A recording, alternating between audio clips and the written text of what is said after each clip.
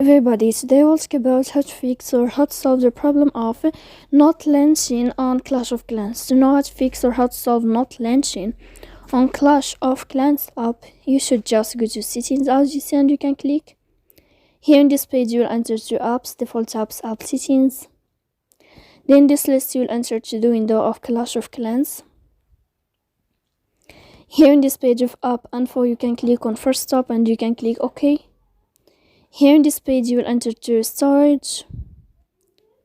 Then you can click clear cache. Don't click clear data because that can cause you errors in your app. In the end you can go to airplane mode and you can wait 3 seconds to turn off your airplane mode again.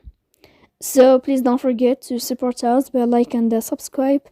See you next time in another video, and thank you for your attention and your watching.